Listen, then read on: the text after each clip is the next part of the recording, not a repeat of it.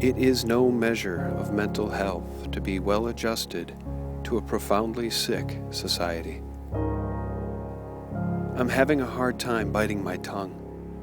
As the world teeters on the edge of a financial debt tsunami and a nuclear ecological Armageddon, I remain 100% in awe by the fact that most of my friends, neighbors, and colleagues, people with whom I work on a daily basis, intelligent professionals, appear to be completely unfazed, in fact, completely oblivious to the horrifying events now unfolding globally. I spent countless hours on multiple conference calls recently with professionals around the country. Fortune 100 folks from New York City, from the Midwest, and from LA. At no time during the entire week did any single person on those calls make any mention of the horrifying tsunami or the current nuclear nightmare unfolding in Japan. No mention of the possibility of radioactive fallout reaching our own shores or the lack of availability of potassium iodide across our nation. Not one person mentioned the death blow to the Japanese economy, the third largest economy on the planet. No mention of the collapsing dollar or the impact that all of this is bound to have on our own economy and future food prices. Where is the empathy, the compassion, the concern for humanity? Or even on the most basic level, where is their sense of self-preservation?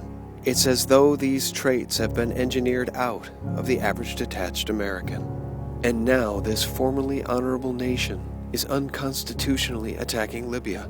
A major attack led by the U.S. is underway against Muammar Gaddafi's air defense systems in Libya.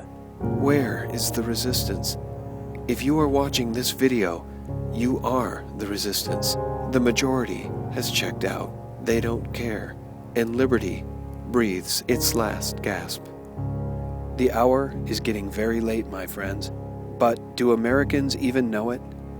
As John Williams of Shadowstats.com has written in his recent special report, the U.S. economic and systematic solvency crisis of the last 4 years have been precursors to the coming Great Collapse, a hyperinflationary Great Depression. Such will encompass a complete collapse in the purchasing power of the U.S. dollar, with no viable or politically practical way of balancing U.S. fiscal conditions and avoiding this financial economic Armageddon. The best that individuals can do at this point to protect themselves encompasses building a store of key consumables such as food and water and moving assets into physical precious metals and outside of the U.S. dollar.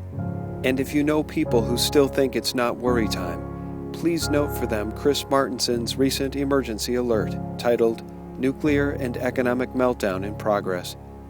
Chris notes in his emergency alert, quote, "I have not been this concerned since October 2008. Chris writes, "This alert warns you that major world-changing events are now underway and that your personal preparations for an uncertain future should either be completed or take on a new sense of urgency."